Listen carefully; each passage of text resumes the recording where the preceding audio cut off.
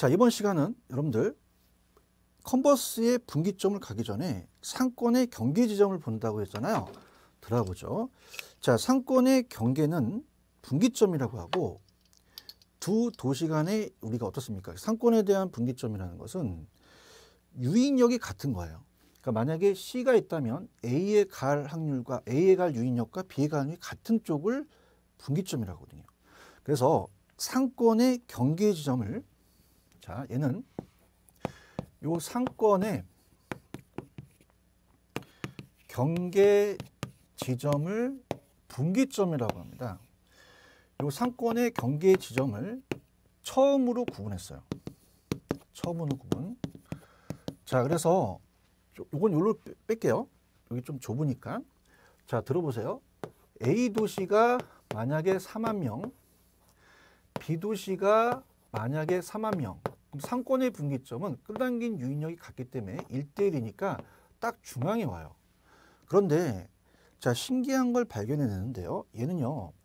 만약에 A 도시가 4만 명이고 B 도시가 1만 명이면 오히려 자, 작은 쪽에 가깝다는 겁니다. 왜냐하면 끌어당기는 유인력이 크기 때문에 여기가 100명이 있으면 50명 가는 곳이 오히려 멀어도 여기까지 가는 인원이 똑같다는 얘기죠. 자, 그래서 A 도시와 B 도시가 크기가 같다면 상권의 경계는 중간이다. 근데 A 도시가 B 도시보다 크다면 2배 이상이다면 상권의 경계는 작은 쪽 B 도시에 가깝다. 이렇게 가지고 가시고요. 자, 지금 일단은 제가 편법을 안 쓰고요. 디귿번의 계산 문제를 한번 풀어볼게요. A, B 사이에 C 도시가 있고요. A 도시까지는 10km, B 도시까지는 5km죠. A 도시는 인구가 40만 명, B 도시는 10만 명입니다. 자, 도시 인구가 5만 명이 있다면 자, A와 B에 얼마씩 가냐는 얘기죠. 자, 이거는 자, 이렇게 그냥 가세요. 자, A 도시의 유인력을 봅니다. 그럼 A 도시는 인구에 비례해요. 그럼 인구가 40만 명이잖아요. 그대로 적고요. 거리 제곱에 반비례합니다. 거리가 10km잖아요.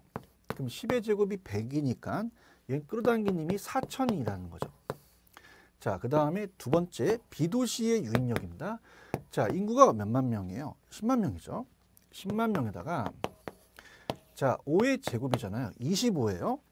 그럼 계산기 두들겨 보죠. 우리가 10만 치시고요. 나누기 25로 나눠보세요. 그럼 4,000이 되죠. 어머, 똑같네. 자, 이거는요. 제가 안 적더라도 자, 얘가 1대1이잖아요. 그럼 반반씩 간다는 거죠. 50%니까 25,000명 간다. 이렇게 가지고 가시고요.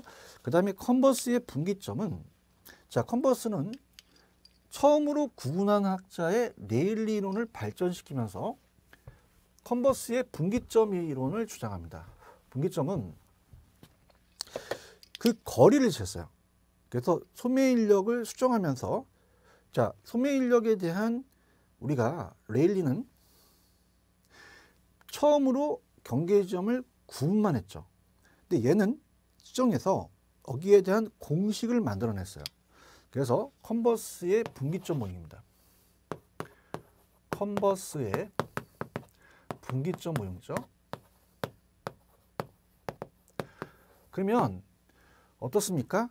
식이 하나 있어요. 우리가 자, 예를 들어서 지금 니은번에 이 기출인데요. A와 B의 쇼핑센터가 있다는 거죠. 자, 그러면은 자, 얘는요. 미리 말씀을 드리지만 거리를 잰 거예요. 자, 그러면 자, 분기점은 어떻게 끌어당긴 유익이 같잖아요.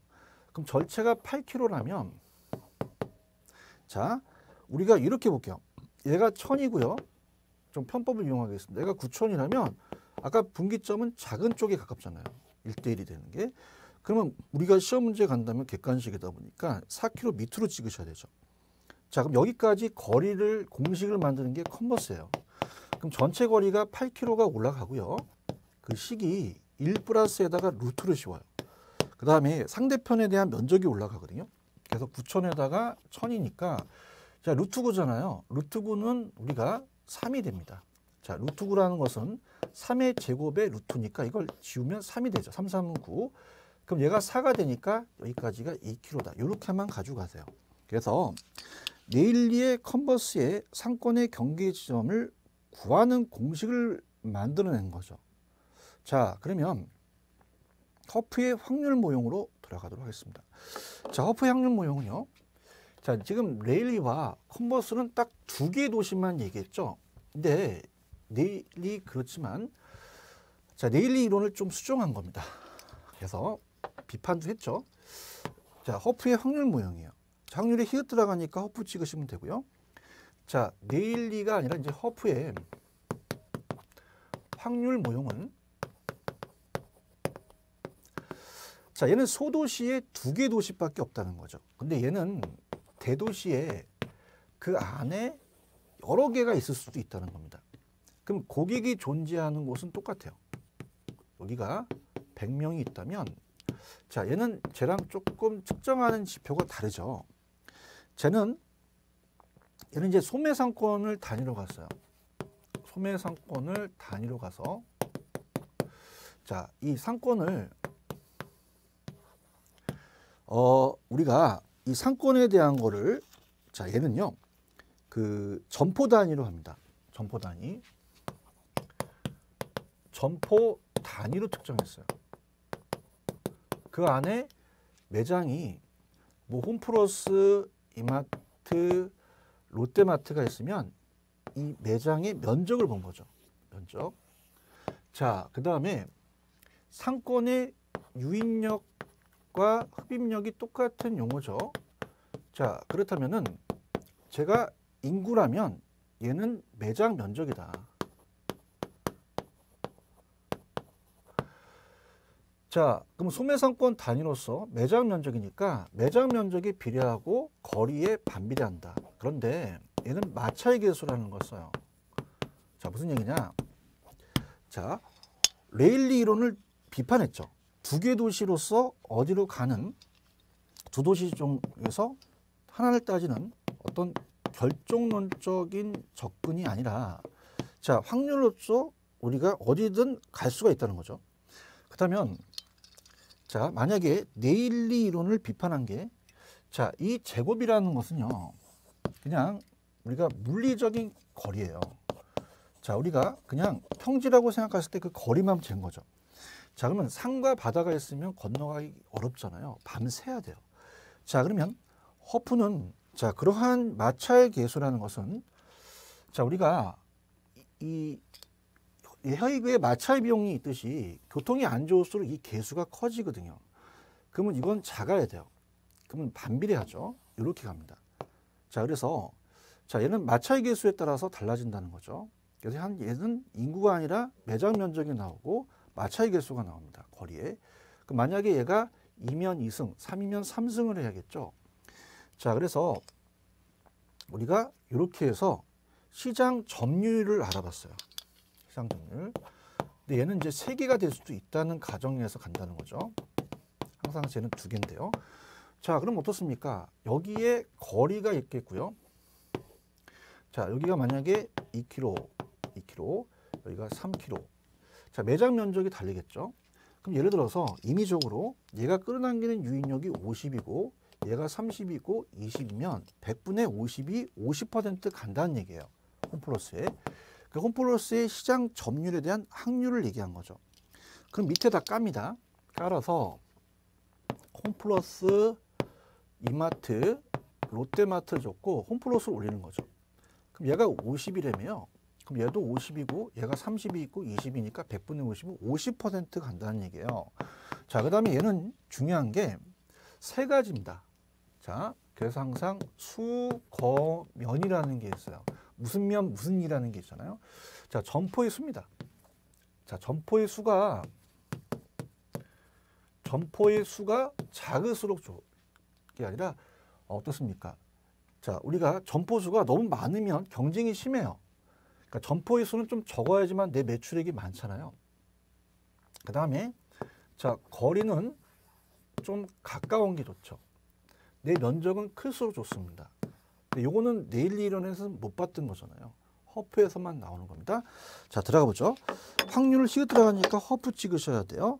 자, 레일리와 컨버스가 단지 두 지역에 대한 상호작용만 설명했다면 허프는 다수입니다. 중용 이론을 토대로 대도시의 쇼핑센터의 확률 모형을 제시했죠. 그래서 얘는 자 어떻습니까? 매장 면적 크기에 비례하고 쇼핑센터까지 거리 제곱에 반비례. 특히 마차의 개수죠. 제가 수거면 기억하라고 했나요? 자, 확률은요. 소비자가 특정 점포를 이용할 확률은 수거면이에요. 경쟁 점포의 수는 작아야 되고 점포와의 거리도 작아야 되고 점포의 면적은 커야 된다는 거죠. 자, 이렇게 해서 보입니다. 자, 그러면 넘겨볼게요. 자, 넘기시면 마차의 개수라는 게 나옵니다. 그럼 마차의 개수는 고객이 특정 점포를 이용할 수 있는 교통 조건이나 하천 등의 방해 요소를 말한다는 거죠. 자, 그러면 특정의 점포를 이용하는데 고객의 부담을 정도 나타내는데 마차의 개수는 시장 교통 조건, 쇼핑 물건의 특성에 따라 달라질 수 있어요. 교통 조건이 나쁠수록 더 커지겠죠. 자, 그럼 밑에 계산 문제를 한번 가볼게요. 자, 딱 두 개만 해서 이렇게 어렵지는 않아요. 아까 레일리 이론하고 좀 비슷합니다. 자, 그러면 자, 그림이 있어요. 자, C도시의 인구가 30만 명이 있고요. A, B 할인점이 있다. 그러면 B점에 갈 고객 이용객 수는 거리 마차 개수 1라는 건 2승을 해야 되고요. 자, 중요한 건 도시 인구의 60%밖에 안 가요. 그럼 30만 명이 다 가는 게 아니라 60%는 18명 중에서 얼마가 가냐는 거죠. 자, 그러면 우리가 자, 이용객 수라는 건 어떻게 됩니까? 거기 우리가 해설했듯이 매장 면적이 비례하고 거리 마찰 개수에 반비례하잖아요. 자, 그래서 본다면 들어가 볼게요. A의 할인점이라는 자체는 매장 면적이 얼마예요? 5천이고요.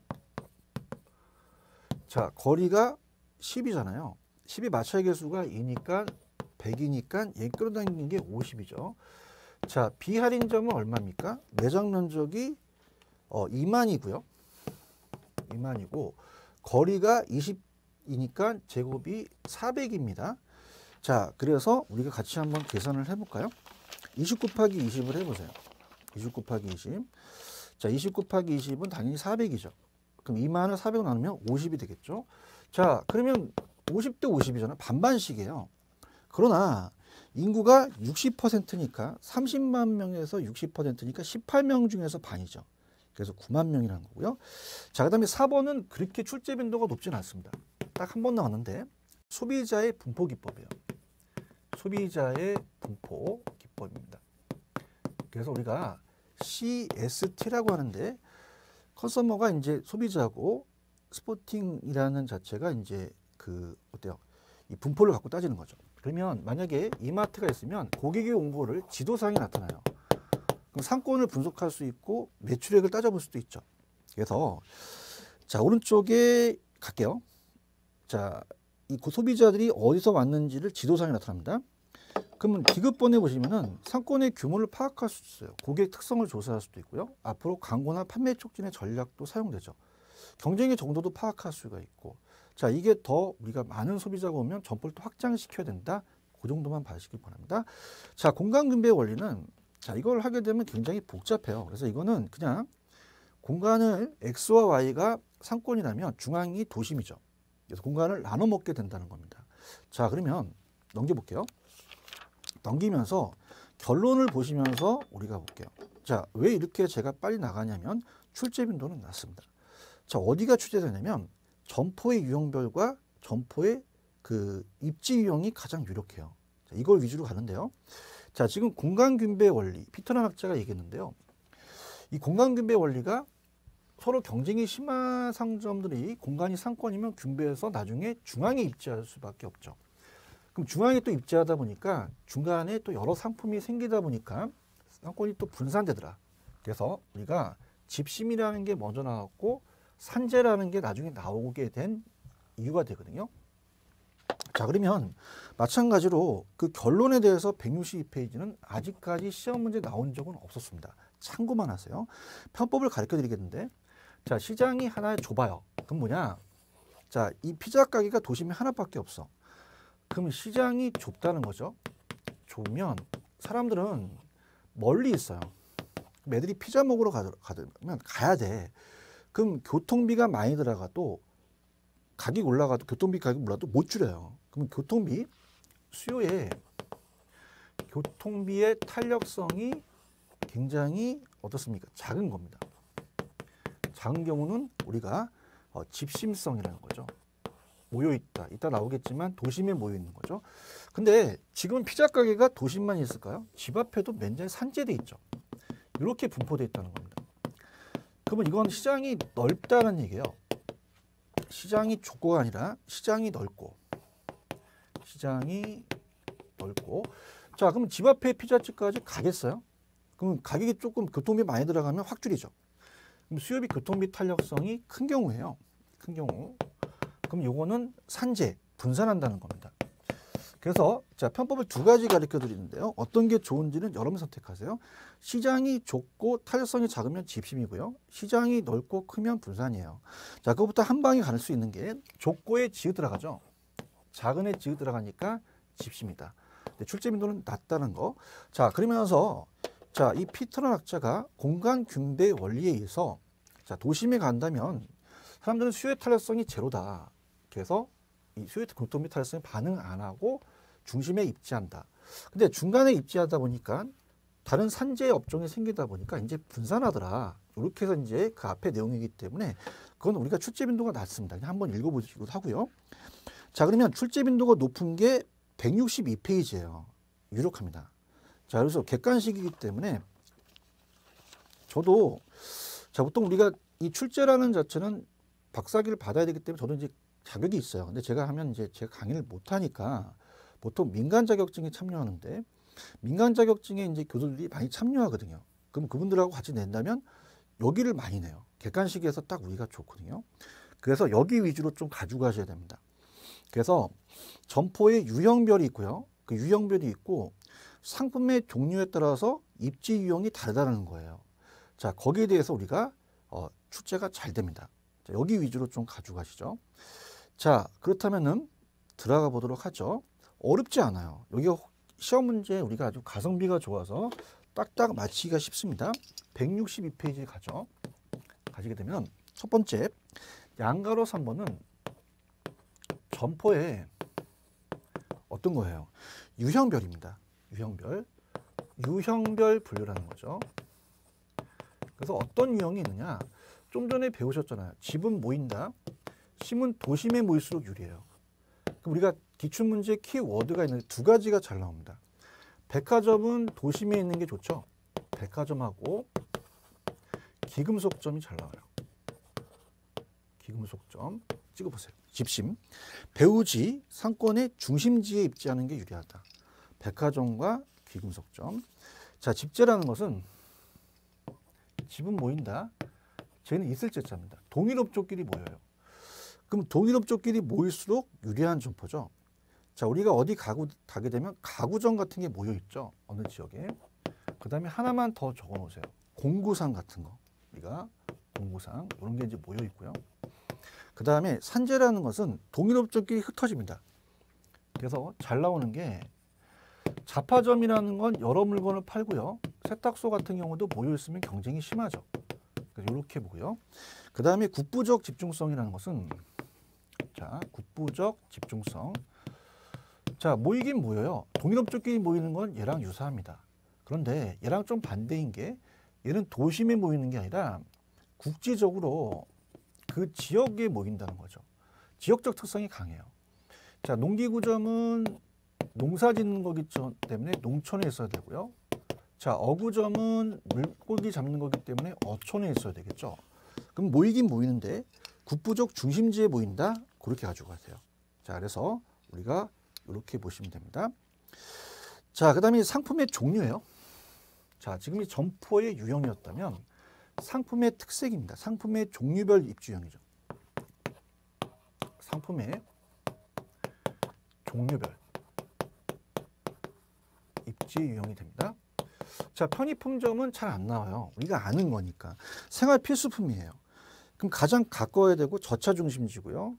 자, 싼 거를 파니까 다른 상품에 비해서 이윤이 낮죠. 저가 물품이 주종이고요. 선매품하고 전무품을 묶어 놓습니다. 이게 이제 우리가 시험 문제예요. 항상 선매품점과 전무품점을 바꿔냅니다. 자, 이 선매라는 것은 이게 고를 선자예요. 그래서 이건 항상 비교하면서 구매라는 걸 찾으셔야 되고요. 자, 전문품은 고가거든요. 자, 전문품 같은 경우는 멀리 떨어져 있어도 가요. 그죠? 그래서 구매와 노력을 아끼지 않습니다. 구매에 대한 노력을 아끼지 않는다. 자, 그래서 가볼까요? 선매품은 비교하면서 구매. 가구나 부인용 의상은 우리가 그 스타일 가격이 다 틀리죠.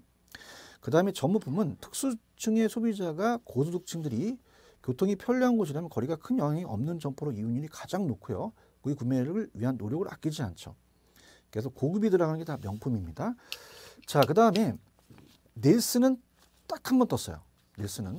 그래서 우리가 자, 닐슨 자체는 딱 한 번 떴기 때문에 그냥 점포의 8가지 원칙. 그래서 점포가 입지하는 8가지 원칙을 주장합니다.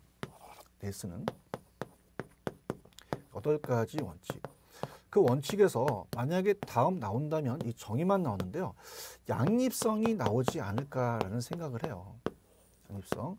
양립성은 서로 같이 우리가 존재하면서 서로 매출액을 늘릴 수 있는 거거든요. 자, 그럼 예를 들어서 여성 의류점이 있어요. 그럼 신발 가게가 있으면 좋죠. 자, 의류 사러 가다 신발 사죠. 보완 관계예요. 서로 매출액을 올린다는 얘기죠. 그럼 시험 문제가 대체 아니면 경합 이런 거가 되면 안 됩니다. 보완 관계라고 하셔야 돼요. 자, 그래서 닐슨의 소매 입지론이 우리가 이론이 나왔었어요. 그래서 간다면 점포의 입지의 8가지 원칙입니다. 점포의 경영 주체들이 특정 점포의 최대이익을 얻을 수 있게 해서 매출을 확보하기 위해서 어떤 장소에 입지해야 되는 8가지 원칙을 주장했죠. 자, 그러면은 자, 들어가겠습니다. 자, 가장 중요한 게 양립성이에요. 그래서 6번에다가 별표를 쳐보세요. 자, 양립성은 서로 다른 인접 점포 고객을 서로 주고받아요. 그래서 우리가 필기를 해두시면은 경쟁, 대체가 아니라 보완 경기다. 경합하면 안 돼요. 자, 그래서 보시고요.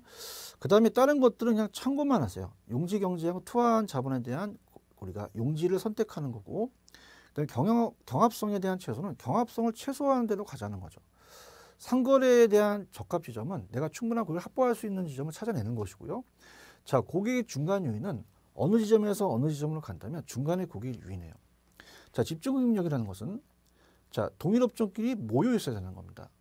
자, 우리가 서울의 경동시장 간다면 거기 한약방이 따닥따닥 붙어 있다고 장사가 안 되는 게 아니죠. 그래서 이 업종끼리 모여 있어서 떨어져서 독립적으로 존재하는 것보다 집중하는 게 매출액을 더 올린다. 자, 그래서 보시고요. 자, 경합성의 최소화는 아까 했었고요. 앞으로 잠재적으로 미래 발전성이 있어야 된다는 거 그렇게 보시기 바랍니다. 자, 그러면요. 자, 이번 시간까지는 입지를 마무리했죠. 그래서 우리가 이번 시간에 입지 파트를 그 컨버스에 대한 분기점 모형서부터 했습니다. 자, 그럼 입지는 그렇게 막 우리가 하고요. 그 다음에 정체 파트로 우리가 갈게요. 자, 그래서 다음 시간에 이제 요 쉬었다가 다음 시간에 정체 파트로 이제 갈 건데 그렇다고 해서 좀 여기서 끊으면 안 되잖아요. 어차피 이제 오늘 배우실 내용이 여기가 이제 3강이 되니까 자, 일단 다음 시간에 할 거지만 아웃라인만 좀 잡아볼게요. 자, 정책론에 대한 내용을 한번 분석해 봅니다. 자, 부동산 정책. 자, 부동산 정책론은 나온다면은 한 5에서 한 6문제인데 자, 최근에 경향이 한 8문제까지 나왔어요, 작년에. 자, 그럼 우리 시장이 지금 이 정책이 조금 불안전하다는 거죠. 자, 그러면 정책이라는 거는 정부의 시장 개입이죠. 자, 그렇다면 자, 부동산 문제에 대해서는 우리가 출제 빈도가 그렇게 높지는 않습니다. 그래서 부동산 문제가 있고 정책이 있는데요. 부동산 문제는 아예 시험 문제가 안 나오거나 한 문제 정도 배정이 돼요. 그럼 토지 문제라는 걸 볼까요? 자, 토지 문제라는 것은요.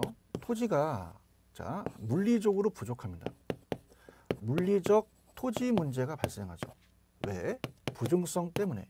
땅이 제한돼 있잖아요. 그럼 상대적 희소로서 우리가 어떻게 돼요? 그만큼 땅이 제한되는 데 사는 사람들이 많으니까 땅값이 올라가요. 근데 집가구라는 것은 토지 가격이 함정수준을 넘습니다. 요것만 시험에 배정돼요. 자, 그래서 자, 밑에 보시면은 토지 문제는 자, 어때요? 부중성 때문에 자, 수요가 증가하면 물리적인 문제가 토지 문제의 부족이라면 경제적인 고찰에서는 우리가 땅값이 올라가는 집가구 문제가 나타납니다.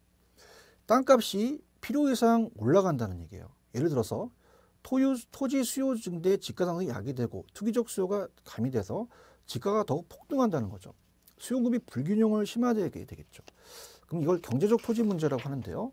자, 그래서 우리가 이 물리적인 토지 문제가 부중성이라면, 자, 이건 어떤 가격이잖아요. 또 경제적 토지 문제가 생긴다. 그리고 시험 문제는 집가구 문제가 가장 유력해요. 그럼 간단하게 한번 생각해 볼게요. 이 집가구 문제가 여러 가지 폐단을 나타내겠죠. 보셔. 자, 도심에 우리가 땅값이 높아진다는 거죠. 그럼 집가구라는 게 발생했다. 그러면 어떻습니까? 직장이 도심에 있으면 주거지를 나가는 직주 분리 현상이 발생하겠고요. 자, 건설회사가 토지 취득 비용이 많이 들어가니까 자, 주택에 대한 질을 떨어뜨리죠. 그죠? 그다음에 또 여러 가지 도심의 땅값이 외곽을 개발하니까 또 난개발이 되겠죠. 자, 그럼 하나씩 볼까요? 자, 어때요? 투기 심리가 만연되죠. 집가가 높아지다 보니까 양도 차익을 얻는 자본의 심리를 부추기면서 투기 심리가 가속돼요. 자, 그러면 있는 사람은 더 먹기 때문에 사회 불평등이 심화됩니다. 정부는 땅값이 비싸니까 공공용지 확보가 어렵죠. 자, 이런 문제가 나타나고요. 자, 우리가 주택 문제도 발생돼요. 악영향. 자, 어떻습니까? 토지 취득 비용이 높다 보니까 건축비를 줄여요. 질적 수준이 저하되고요. 건물이 고층화되기 시작하죠. 자, 그 다음에 집가 수준이 불합리하게 높다면 토지용에 무질서한다는 건 뭐냐면, 자, 건설회사들이 도심에는 우리가 안 짓고 외곽에 땅 싼 데를 가요. 그렇다면 무질서한 난개발이 초래될 수 있다는 얘기죠. 자, 그 정도만 보시기 바랍니다. 자, 그 다음에 자, 우리가 넘기셔서 소득 분배의 측정은 잘 출제가 안 됩니다. 자, 이건 제가 나중에 우리가 문제집에서 나오면 해드리겠고요. 그 다음에 177페이지 가시면 주택 문제라는 건 우리가 한번 보셔야 돼요. 자, 주택 문제는 양적 문제와 질적 문제로 나누거든요. 자, 그러면 요거는 제가 좀 시간이 걸립니다. 토지 문제 위주로 이제 우리가 하고요. 자, 요건 이제 다음 시간에 마지막이죠, 오늘 이번 주에. 그래서 다음 시간에 3강 때 해드리겠습니다. 그래서 다음 시간은 우리가 이 집가구에 대한 토지 문제가 있다면 주택 문제로 우리가 가서 연결시킬 거예요. 그럼 다음 시간에 예고편을 제가 때려본다면요. 주택은 양쪽으로 부족합니다. 근데 질적으로 안 좋을 수도 있죠. 양쪽 문제와 질적 문제는 어떻게 있느냐. 그 다음에 참고해 보시면은, 자, PIR과 RIR은 제가 강의하겠습니다. 왜냐? 작년에 떴어요. 슈바베 지수는 잘 안 떠요. 자, 이건 제가 문제집 때 해드리고 PIR과 RIR 지수만 제가 말씀을 드리겠고요. 자, 그 다음에 주택 문제에 대한 게 끝나면 주택 문제의 특징이 있습니다. 자, 주택 문제를 특징을 알아야 정부가 대비책을 세우잖아요. 그럼 특징은 어떤 특징이 있는지를 우리가 공부를 할 거예요. 자, 그래서 그렇게 보시는 게 부동산 문제에 대한 건데, 아까도 말씀드렸지만 그렇게 출제 빈도가 높지는 않습니다. 그래서 우리가 177페이지 주택 문제부터 가겠는데요. 토지 문제 정리하죠. 자, 토지 문제는 물리적으로 토지가 부족해요. 부중성이 해서 공급이 희소해서 수요가 증가하게 되면 집가구, 땅값이 함정수를 넘어버리죠. 그럼 어떤 일이 벌어질까요? 자, 건물을 고층화시키고 건설회사들이 어때요? 그만큼 질적 수준을 낮추겠죠. 자, 우리가 또 집약적으로 이용하고요. 건물이 고층화된다는 겁니다. 자, 직장을 도심에 두고 주거지를 외곽으로 나가니까 직주 분리 현상이 야기되겠고요. 도심에는 땅값이 비싸다 보니까 외곽을 난개발해버려요. 그럼 토지 이용에 대해서 비효율적인 이용이 되겠죠. 자, 이렇게 정리해서 토지 문제는 우리가 집가구 문제가 가장 잘 떠요. 그래서 나중에 기출 문제를 보시게 되면 토지 문제에서 나왔던 게 거의 이제 이 토지 문제에서는 집가구가 나온다는 걸 꼭 기억하시고요. 자, 그 다음에 주택 문제는 공급에 대한 측면이 굉장히 중요하잖아요. 지금 정책이 공급에 대한 게 굉장히 강하죠. 그래서 공급은 양적부터 해결해야 되죠. 살집을 먼저 마련하고 그 다음에 주거 수준을 높여주는 질적 문제로 가야 됩니다. 그래서 우리가 필요 공가율이라는 단어가 있고, 자, 다음 시간에 주택 보급률이라는 걸 말씀을 드릴 거예요. 그래서 필요 공가율이 꼭 필요한 공가라는 건 어떤 거고, 주택 보급률은 양적 문제를 해결하면 100%가 초과됐는데 그 이유는 어떤 것이냐 이런 거에 대해서 다음 시간에 주택 문제로 들어가도록 하겠습니다. 주택 문제에 따라서 주택 정책이라는 게 중요하죠. 자, 이렇게 해서 다음 시간에 가겠습니다. 조금만 쉬었다 가시죠.